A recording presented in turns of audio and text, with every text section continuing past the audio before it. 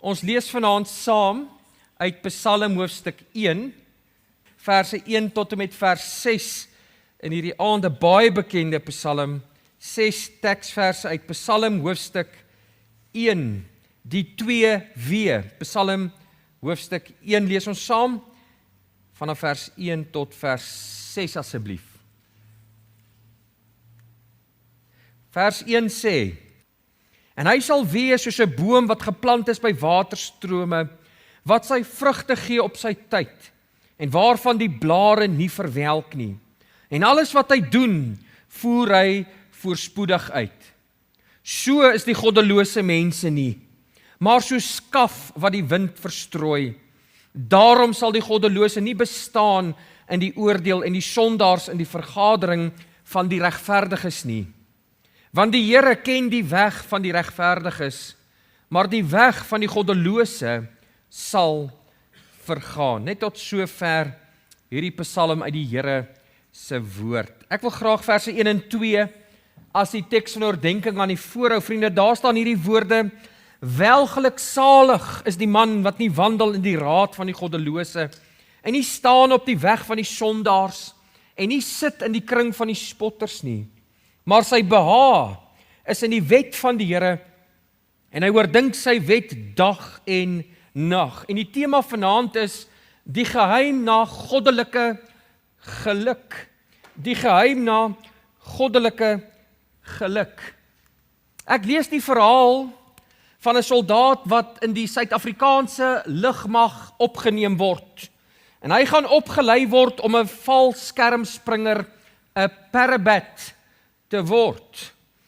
En daar word vertel dat die opleiding eintlik baie kort was en baie eenvoudig.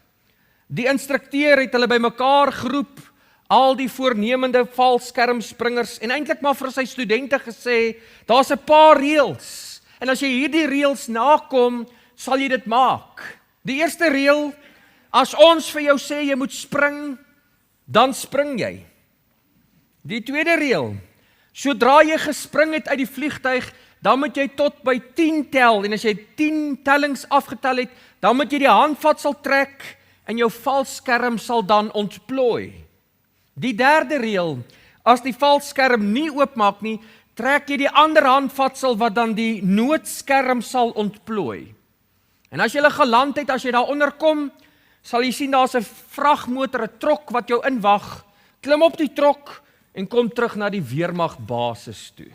Dis die reëls. En so klim die soldate in die vliegtuig, en toe hulle by 10.000 voet kom, het die een na die ander soldaat uit die vliegtuig uitgespring, besig om dan daaronder na onder toe te beweeg.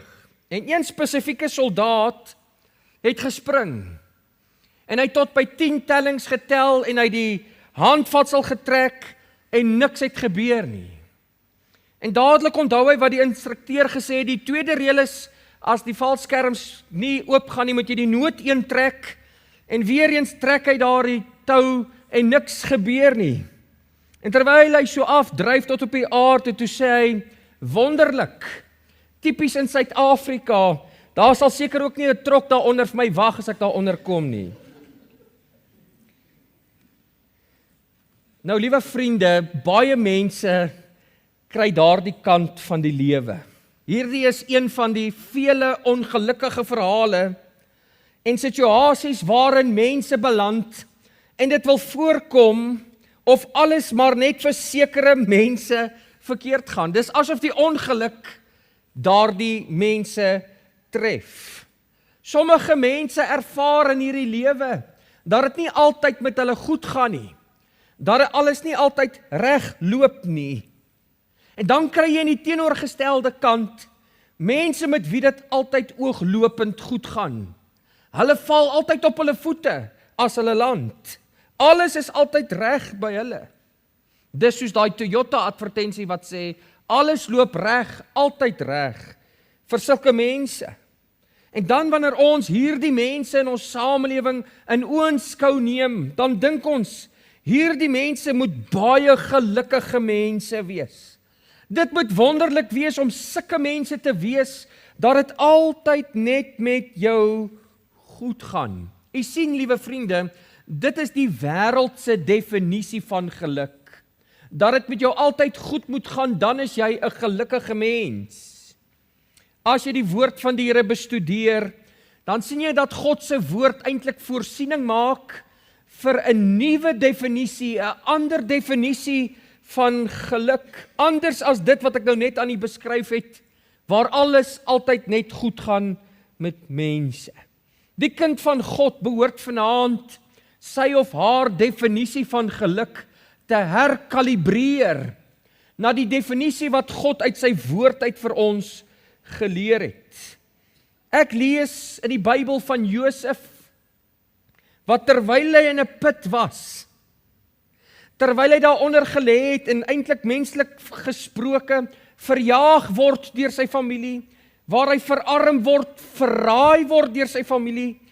As ons na ons menslike definisie kyk van geluk, sal ons sê, hierdie man kan nie gelukkig wees nie. Maar toe God na Josef in die put kyk, lees jy in Genesis 39 vers 2, en die Here was met Josef, sodat hy 'n voorspoedige man was, en hy het in die huis van sy heer, die Egiptenaar, gebly. En toe sy heer sien dat die Here met hom was, en dat die Here alles wat hy doen in sy hand voorspoedig maak. So geluk in Josef se lewe het afgehang van die teenwoordigheid van die Here.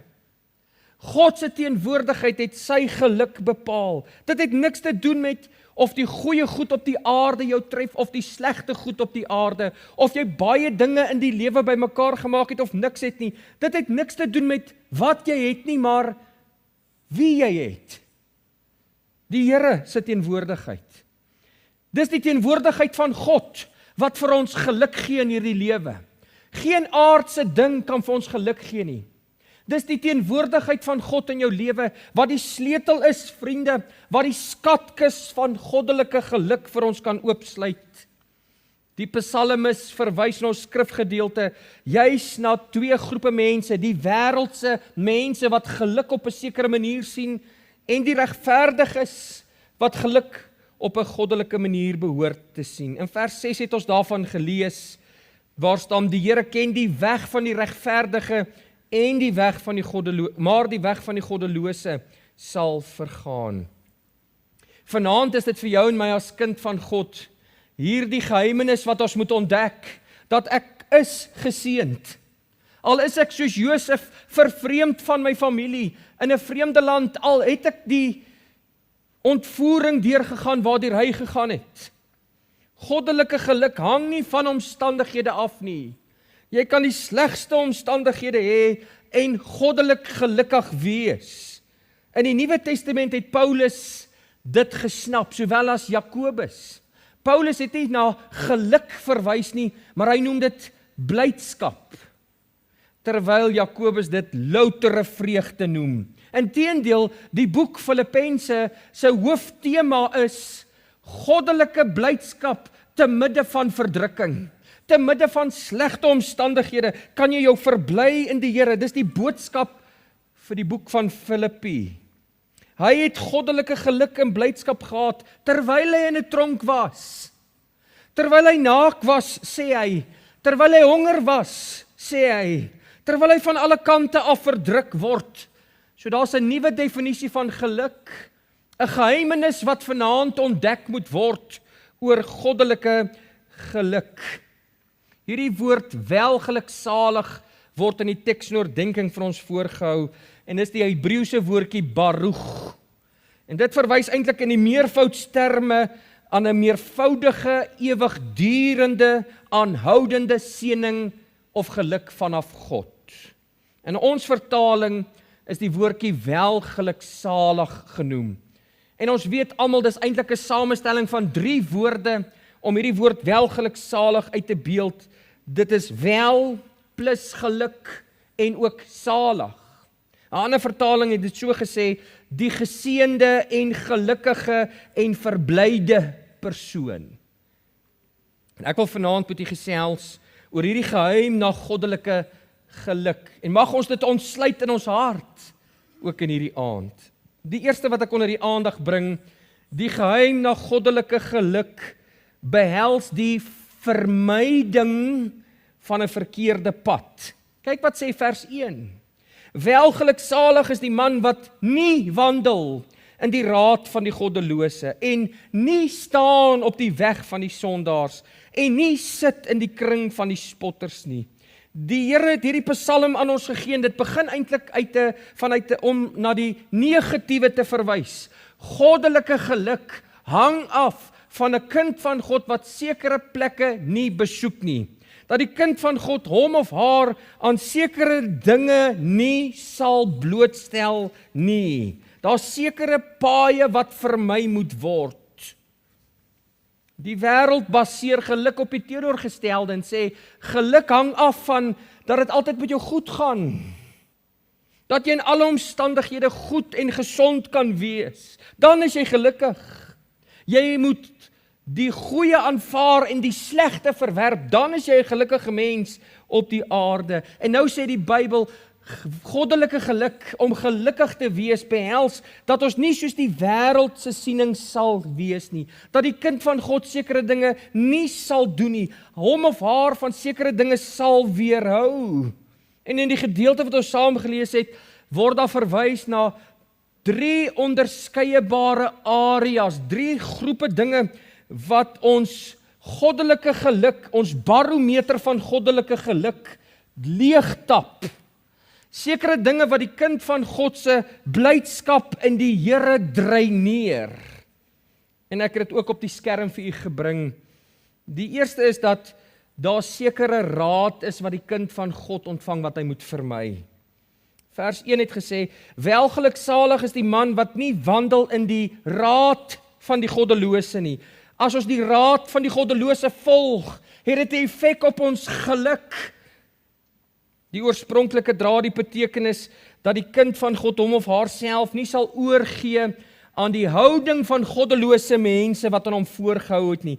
Dat ons nie sal luister na die onchristelike raad van dit wat die goddelose vir ons voorhou nie. Dit sê eintlik hier dat ons moet oplet oor dit wat die wêreld in ons inpomp. Dat ons moet oplet in hoe mate ons gaan toelaat oor hoe die wêreld vir ons vertel hoe om gelukkig te wees. Dat die wêreld nie ons geluk moet bepaal nie. Dat ons nie by die wêreldling, die goddelose sê die Bybel, moet gaan leer oor geluk nie. Een van die kommentaarskrywers het hierdie volgende aanhaling aangehaal en ek hou so baie daarvan, daar staan, do not let a loser tell you how to win. Die raad van mense wat ons volg as kinders van God, teenoor die raad van God. Jou en my geluk hang af of ons vir die wêreld luister en of ons vir God luister. En dan die tweede, hy praat ook van die geselskap waarin die kind van God homself bevind. En dis daai deel wat sê dat hy ook nie staan op die weg van die sondaars nie. Die woordjie sondaars wat hier verwys na daai gewoontevormde rebelle teenoor God.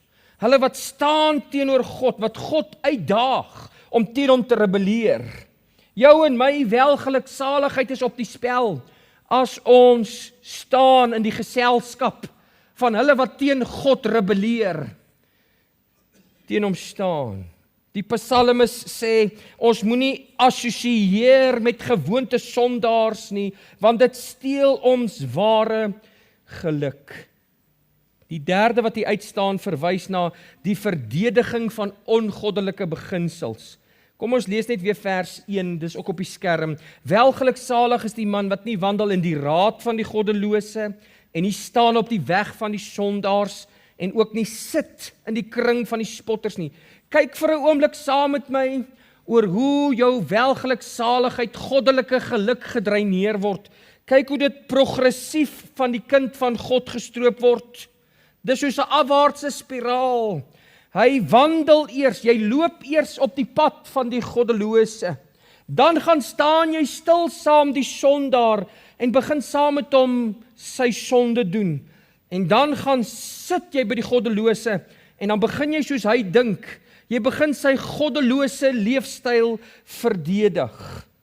Die woord sê hy sit nie in die kring van die spotters nie. En wanneer ons dink prakties oor die woordjie, hy sit nie in die kring van die spotters nie, dan dink ons, die kind van God hoort nie by die dronkpartye nie. Hy moenie by die bar of die kroeg 'n draai gaan maak nie. Dis wat ons dalk hier kan inlees, maar dis nie wat hier beteken en wat hier staan nie. Dis wat ons dalk dink. Hierdie woordjie, die kring van die spotters, verwys na 'n stoel of 'n sitplek. In die Nuwe Testament word daarvan gepraat van 'n preekstoel, 'n bema. Dit is meer as net om nie saam met hulle te meng nie. Hierdie verwys, liewe vriende, dat dit die plek is van redenering, dat jou en my goddelike geluk gedreineer word, wanneer ons luister na goddelose mense, wat teen God begin redeneer, wat 'n preekstoel maak om die dinge van God af te breek, dat ons nie moet val vir die goddelike redenasies, wat hulle voer nie. Net in die tweede versie, lees ons hierdie woorde, dat die woord van God, sy behaag is in die wet van die Here, en direk word vir ons gesê, dat hulle redeneer en bring die woord van God in gedrang, maar die woord van God word gestel teenoor die kring van die spotters. Die kind van God word op 'n sekere manier ingetrek om soos die wêreld te redeneer, soos die wêreld te dink, in die podium van die wêreld af, om dan die beginsels van die wêreld of die goddelose te verdedig. Om te dink dit is nie so erg, soos die woord van God dit vir ons leer nie. Hierdie vers 1 leer vir die kind van die Here eintlik een ding, en dit is dat die kind van God, wat die meervoudige seun van God wil ervaar in sy lewe, is iemand wat anders is as die wêreld, wat niks met die goddelose te doen het nie, nie sy raad volg nie, nie saam om redeneer nie. Hy wat op sy eie staan, hy wat nie aan die wêreld gelykvormig word nie. Dis 'n verkeerde pad wat vermy moet word. Dit bepaal jou en my goddelike geluk. Ontdek die geheim daarvan vanaand. Die tweede wat ek in jou midde laat is, die geheim na goddelike geluk behels ook 'n regte pad. Dit sê vers 2. As hy nie sit in die kring van die spotters nie, is hy gelukkig, 3 maal gelukkig, as hy sy behaag het in die wet van die Here, en as hy dit oordink dag en nag. Hierdie woord wet van die Here, liewe vriende, verwys nie net na die 10 gebooie nie, dit sluit die hele woord van God in. In Psalm 19 en Psalm 119 word hierdie selfde tekste gebruik, die wet van die Here, en dit sluit die hele woord van God in. God se woord het hy 'n behaag in. In God se woord oordink hy dit dag en nag. Dit verwys na God se volle, onfeilbare, geïnspireerde woord. Die kind van God vind goddelike geluk deur sy houding teenoor God se woord, die Bybel. Ons het iets by God ontvang wat ons rigting gee, sy woord.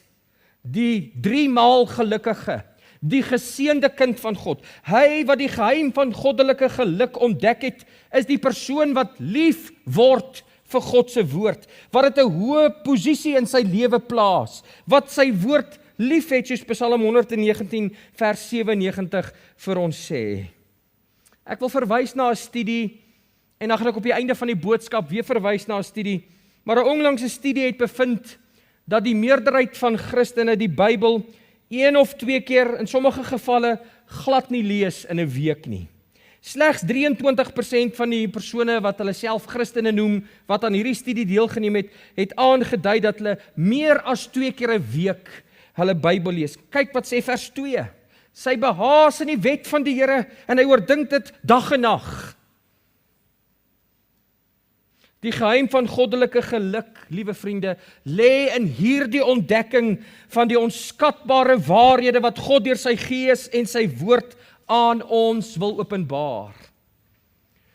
Hoe begeer God nie om sy kinders sy volle raad te openbaar nie? Sy plan, sy doel, as ons maar net gehoorsaam sal wees en hom tyd sal gee om deur sy woord, sy stem aan ons bekend te maak. Die psalmis het gesê, dit is begeerliker as goud, ja, as baie fyn goud. Dit staan ook so in Psalm 119 vers 127. In Psalm 119 vers 16 staan daar, ek verlustig my in die insettinge, u woord vergeet ek nie. Dis in die hart. Die Here Jesus het toe hy op aarde was gesê oor sy woord, dat ons elke woord van God moet, dat ons nie van brood alleen kan lewe nie, maar van elke woord wat deur die mond van God gaan. Die woord van God is ons lewensaar. Dis jou en my voedsel, sê Jesus. Petrus skryf dat ons moet verlang soos 'n pasgebore babietjie na die woord, soos wat 'n mens verlang na die melk. Hebreërs skrywer sê dat ons die woorde van God moet leer. Ons moet dit leer. Bepeins. 'n sekere Carl Henry skrywe, the one book above all others and which a 20th century scholar should learn remains the Bible. Among all the great books with which one should be familiar, the Bible stands tallest. Die psalmis sê ons oordink die woord van God dag en nag. Die Engelse vertaling sê hierdie woorde, gee 2 woorde vir hierdie woordjie oordink, en ek moet net ietsie daaroor sê. Is die woordjie to moan or to hum. Om te moan or to hum. Om dit te neerie, om dit sag te herhaal. Dis wat dit beteken om die woord van God te bepeins dag en nag. En dan maak hulle 'n verwysing na Jerusalem se klaagmuur. Daar's 'n stukkie van die tempelmuur wat oorbly in Jerusalem. En die Jode wat hulle doen is, hulle vat die skrif van God, dan druk hulle dit in daai muur, dan bepeins hulle daai skrif en hulle huil daaroor, hulle neerie daaroor. Dis in hulle gedagtes by die klaagmuur. Hulle hum oor en oor. Dis nie net van om 'n stukkie te lees nie, vriende, maar dat die woord van Christus in hulle sal woon, oor en oor dieselfde. Jesus het deur Moses, Moses het aan Joshua gesê, in Joshua 1 vers 8, dat die woord van God bepeins moet word dag en nag. Dit moenie uit jou mond uitwyk nie. Vir jou en my om goddelike geluk te ontdek, te midde van al die druk wat jy in jou lewe het, al die goed wat negatief is in jou lewe, sê die woord vir ons moet dit koppel. Goddelike geluk word my blootgelê, bekend gemaak, in die mate wat die woord van God prominensie in my lewe het. As jy nie by die wysheid van die wêreld wil bly nie, en die raad en die kring van die spotters nie, vriende, dan is dit by die woord, die waarheid, die wysheid wat God uit sy woord uit vir ons bekend maak. Ek behoort as kind van God my des te meer te beywer om die woord van God in my hart te bære, sodat ek daar geen gronde kan wees vir 'n gebrek aan kennis, waar ek soos 'n golf heen en weer geslinger kan word deur elke woord van dwaling wat na my toe kom nie. Jy kan nie goddelike geluk daarvoor inboet nie. Dan is jy 3 maal gelukkig, sê die woord. Dis waar jou geluk in die lewe lê, in die woord van die Here.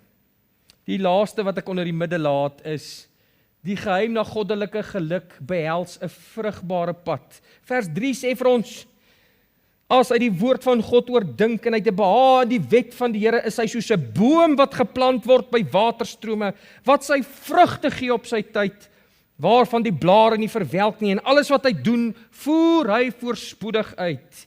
'n Boom, vriende, wat sy wortels diep in die grond kan sit, wat kan groei, waar sy wortels anker skiet teen die aanslae van dwaalleringe. Hy's vastig in die grond. Die winde van verandering kan maar kom en oor hom waai. Hy's diep gewortel in die aarde.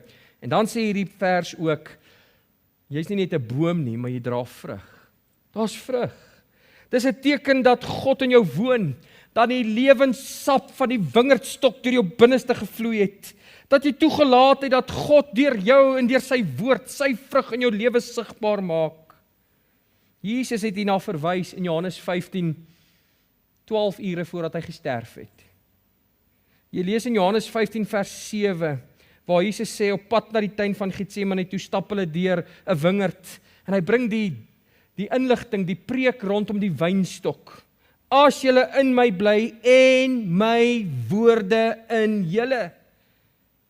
Vers 10 sê, as julle my gebooie bewaar, sal julle in my liefde bly. Jesus Christus koppel ook vrug en die prominensie van God se woord, daar sal vrug wees. Die woord van Christus wat in ons moet woon. 'n prediker het een keer gesê, You should be so saturated with God's word that your blood is bibline. If you cut yourself, you should bleed Bible verses. Ons moet die woord van God lief hê. Dawid beskryf die vrug van God se woord in sy lewe, daarso in Psalm 119 vers 97 waar hy sê, hoe lief het ek die wet.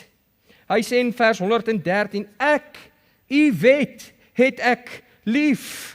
In vers 127 sê hy, daarom het ek die gebooie lief, om dit te koester, liewe vriende, om dit te behaag te hê in die woord van die Here. Ek moet die woord van God bestudeer. In 2 Timoteus 2 vers 15 staan daar, lê jou daarop toe om jou beproef voor God te stel, as 'n werker wat op nie hoef te skaam nie, wat die woord van die waarheid regsny. Die King James vertaling sê, study to show thyself approved unto God. Jy lees in Esdra 7 vers 10, hoe hy sy hart gerig het om die wet van die Here te ondersoek en te betraag. Ook in Handelinge 17 vers 11, die mense van Berea was edelmoediger as die in Thessalonika. Hulle het die woord met alle welwillendheid ontvang en elke dag die skrifte ondersoek of hierdie dinge so was. Die woord van God behoort gememoriseer te word. Ons het vir u gelees in Psalm 119 vers 11, dat jy die woord in jou hart moet bære. Kolossense sê, dat die woord van Christus in jou moet woon. Psalm 119 vers 16 sê, ek verlustig my in die insettinge, u woord sal ek nie vergeet nie. Dis hoe jy behaag kry in die wet van God. Dis hoe jy die geheim van goddelike geluk oopsluit. Moses sê in Deuteronomium 6 vers 6, dit moet in jou hart wees. En jy moet dit jou kinders inskerp en daaroor spreek. Jy moet dit as 'n teken op jou hand, en dit moet as 'n voorhofsband tussen jou oë wees. Jy moet dit op die deurposte van jou huis en op jou poorte skrywe. Geen oefening in die Christelike lewe hou vir my groter beloning in as om myself in die woord van God in te delf nie. Om dit te memoriseer, in my hart te dra. Geen ander dissipline is meer bruikbaar in my praktiese alledaagse lewe nie. Ek het geen ander beter manier as om die groot God toe te laat om deur my en in my te werk, sy gees totaal en al die platform van my hart te gee, as om die woord van God in my hart te bære nie. Ons het gelees van 'n verkeerde pad, wat kinders van God al laat afdwaal, wat jou geluk steel, wat maak, vriende, dat jy die woord van God misken. Dit begin by 'n persoon, 'n kind van die Here, wat net terloops verby 'n goddelose stap, wat net wandel by daai verkeerde weg, en dan sy raad volg, die goddelose wêreld. En dan begin ons doen soos die goddelose doen. Ons begin sy sonde aanhang, asof dit ons eie is. En dan begin ons die woord van God in twyfel trek. Is dit so dat God dit gesê het? En eventueel verwerp ons daar die waarheid van God se woord in ons hart. As jy goddelike geluk in jou lewe wil hê, welgeluksalig wil wees, dan behoort God se woord absolute prominensie in jou lewe te speel. Dat jy sal staan en sal val by God se woord. Dat jy 3 maal gelukkig sal wees, soos die Bybel sê, die persoon wat sy behaag het in die wet van die Here, en dit dag en nag oordink. Martin Luther het die volgende gesê, die woord van God lewe. Dit praat met my in elke lewenssituasie. Die woord van God het hande, dit gryp my vas. Dit het voete, dit haal my in as ek probeer wegkom van dit wat dit sê.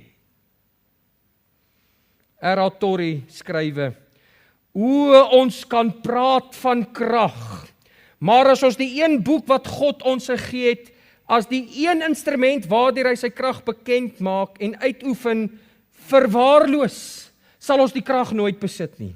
Ons kan talle boeke lees, een konferensie na die ander bywoon en nagte van gebed hou om te bid vir die krag van die Heilige Gees. Maar ons sal dit nie kry as ons nie gedurig deur 'n noue voeling bly met die Bybel nie. En as ons ooit krag gehad het, sal ons dit nie behou as ons die Bybel nie daagliks ywerig en intensief bestudeer nie. Hy skryf, 99 uit elke 100 Christene speel vandag slegs dat hulle Bybelstudie doen. En daarom is 99 uit elke 100 Christene swakkelinge, terwyl hulle reëse kon wees, beide in hulle lewens, sowel as in hulle diens. Ek wil afsluit met navorsing wat baie onlangs gedoen is, waar hulle navorsing gedoen het onder 40.000 kinders van God in Amerika, en hulle het baie positief bevind, dat 9 uit 10 mense, omtrent 93% van mense in Amerika 'n Bybel besit. Hy sê dat die gemiddelde huishouding in Amerika tot 4 Bybels elk kan besit. In daai goddelose land is die Bybel steeds die boek wat die meeste aangekoop en gedruk word. Hulle het tragies bevind, om 'n Bybel te besit beteken dit nie dat jy dit lees nie. Slegs 6 uit 10 van die Amerikaners lees hulle Bybel so nou en dan, met slegs 3 uit 10 wat hulle Bybel ten minste 1 maal per week lees. En hulle het toe 'n teorie ontwikkel wat vir my baie interessant is. Hulle het dit The Power of 4 genoem, waaruit hulle die absolute positiewe effek agtergekom en nagevors het van kinders van God wat ten minste 4 keer in 'n week die Bybel lees. As jy 4 keer in 'n week of meer die Bybel lees, die enorme positiewe effek daarvan. En hulle het bevind, as jy meer as 4 keer in 'n week die Bybel lees, is die kans 60% minder geneig dat jy alkohol sal misbruik.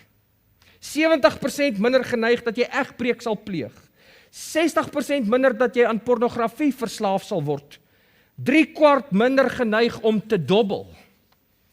228% meer geneig om jou geloof te deel, om die evangelie te verkondig. 231% meer geneig om 'n disipel van mense te word. En 407% meer geneig om 'n teksvers te memoriseer. 4 keer 'n week. Kan jy sien wat is die effek wanneer jy dit bepeins dag en nag? Wanneer jy 'n behaag het in God se woord? My liewe broer en suster, het jy al die geheim van goddelike geluk ontdek? Is jy werklik gelukkig? Ek vra nie of het jy 'n vet bankbalans nie. Ek vra is daar blydskap, al is jy vandag in 'n tronk, al het jy hel op aarde, het jy jou geluk in God gevind? Is jy 3 maal gelukkig? Jou en my geluk hang nie af van ons omstandighede nie. Dit hang af van ons hantering van God se woord. Of ons dit 'n bepeinsing het dag en nag. As ons 'n behaag daarin het of nie. Lees die woord van God. Memoriseer dit. Bepeins dit. Hê God se woord lief. Bo dit wat die wêreld jou voer. Bo die raad wat die goddelose wêreld ons bied. Dit help nie jy sit met 'n Bybel in jou huis, of jy versamel Bybels nie.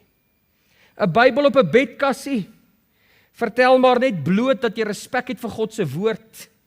Jy moet daai Bybel lees.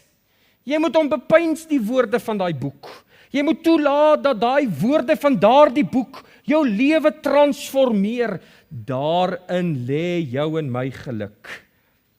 Is jy werklik goddelik gelukkig? Indien nie, dan het jy jou antwoord gekry en jy weet wat om te doen. Begin ten minste by 4 keer 'n week. God daag jy uit net 4 keer 'n week. Bepeins die woord van God. Begin ten minste iewers en ontdek die geheim van goddelike geluk. Ek het 'n behaag in die wet van die Here. Dit is my bepeinsing die hele dag en nag. God help ons, kom ons bid saam. Wonderlike Here, dankie vir u woord, oor u woord. Ons moet nie net respek hê vir die woord van God nie. Here, ons moet dit deel van ons maak. Dit moet ons bepeinsing wees die hele dag. Ons moet dit memoriseer. Ons moet dit in ons hart bære. Ons moet dit lief hê. Ons moet die hoogste gesag en agting daarvoor hê. Here, ons moet dit bo-stel die raad van goddelose. Ons moet dit bo die weg van die sondaars en selfs die kring van spotters, die bema, die preekstoel waar God se woord gedevalueer word, afgebreek word. U woord het die hoogste gesag in ons lewe. En vanaand wil ons vir u die regmatige plek deur die woord weer gee. Dit is waar ons geluk lê. U sê ons is 3 maal gelukkig as ons dit kan doen. As ons 'n behaag het in u woord. Ons het u woord lief. Ons moet dit liewer hê as geld, liewer as goud, liewer as slaap, sê Dawid vir ons. Dat hy in die nag slaap sou opoffer ter wille van die woord. Ons sal vrug dra, sê die woord. Ons sal geplant word soos 'n boom by waterstrome. Ons sal vrugte gee op sy tyd, die blare sal nie verwelk nie, en alles wat ons doen sal voorspoedig gedoen word. Wat is ons houding teenoor God se woord? Ons vra nie, hou jy van die 33-53 vertaling, beskou jy dit as die hoogste gesag nie. Ons vra nie, het jy klomp Bybels langs jou bedkassie nie. Ons vra, maak jy die woord van God oop. Lees jy dit intensief? Is dit jou bepeinsing die dag? Neer jy dit? Lees jy 'n paar versies en dis verby? Of laat jy die woord van God ryklik in jou woon? Is dit jou bepeinsing? Moan jy oor die woord van God? Soos die Joodse volk van ouds. Het jy dit lief? Het jy God lief? Wil jy gelukkig wees? Te midde van hierdie krom en verdraaide wêreld. Dit alles hang af van jou hantering van God se woord, God se asem wat op jou skoot is. As jy die Bybel oopmaak en jy lees dit deur die werking van God se Gees, kan jy die asem van God ruik. Jy kan sy stem hoor. Dis die woord van God. En ons uitdaging hierdie jaar sal wees, Here, dat ek meer erns maak met die woord. Nie net lees om ietsie af te merk en te sê ek het iets gedoen nie, maar intensief die woord van die Here indrink, soos water, soos brood, soos Jesus vir ons geleer het. Dis iets wat jy kan eet. Doen nie vir ons hierdie werk in Bybelstudie asseblief. Dankie dat ons die geheim na goddelike geluk kan ontdek, ook so uit die woord uit. Verheerlik Uself, en dit bid ek in die naam van die Here Jesus met dank. Amen. Vriende, ons gaan nog nie 'n lied sing nie, ekskuus. Daar was vandag 'n uitroep gewees, dat Christene en kinders van die Here vanaand 9 uur sal bid vir die back and claw seer wat uitgebreek het al verlede jaar. Boere kry swaar. Jy sien die video's van boere wat letterlik hulle beeste nek af moet sny, selfs moet doodmaak, wat in trane sak en as sit. En ons wil regtig vir u vra om saam met ons in te tree, spesifiek vanaand. Ons gaan nie 9 uur saam kan wees nie, en ons het dit goed gedink om vanaand nou ook dan te kan bid vir die back and claw seer. So ons wil vir u vra om saam ons in te tree vir die boere. Miskien het jy familie wat boere is op plase en dies meer. Kom ons vra die Here om 'n deurbraak te bring. Ons vertrou die God wat kan, die Here wat vir ons aangestel het om te heers oor die diere, dat hy vir ons die vermoë sal gee om ook ons diere te help. So Dr. Andre en ons in die konsistorie het gevra dat ons asseblief geleentheid nou sal gee vir persone om vir ons in te tree. Kort gebede, kom ons bid vir ons boere, ons bid vir ons land. Ons bid dat die Here deurbrake sal gee. Vir ons dat ons u moet aanroep in die dag van benoudheid en dat u die uitkoms sal gee. In Suid-Afrika verkeer werklik in 'n staat van benoudheid met hierdie back and claw seer uitbraak. Dit het so wyd versprei, dit het so buite beheer geraak. En Here, die invloed wat dit uiteindelik op voedselsekerheid gaan hê, kan ons nie vanaand bereken nie. Maar ons dink in besonder aan kuddes en aan boere wat bitter swaar kry om dit te aanskou, om dit deur te maak. En ag Here, ons wil in hierdie aand ons harte buig in verootmoediging voor U, vir ons land. en ook in besonder vir hierdie toestand. Dankie dat ons die naam van die Here kan aanroep, die naam bo alle name. En dankie dat daar by U uitkoms kan wees. Sal U vanaand asseblief die pleidooie van U kinders aanhoor. Sal U in die groot genade en in die groot barmhartigheid U oor ons ontferm. En dan wil ek ook bid, Here, dat U ons as gemeente sal lei om ons aan U woord te kom vasbind. O, dat ons 'n liefde vir U woord sal hê. Dat U woord 'n lamp vir ons voet en 'n lig vir ons pad sal wees. En ag, ons bid vir ons land en vir die geestelike toestand wat daar ook heers. In Jesus se naam. Amen.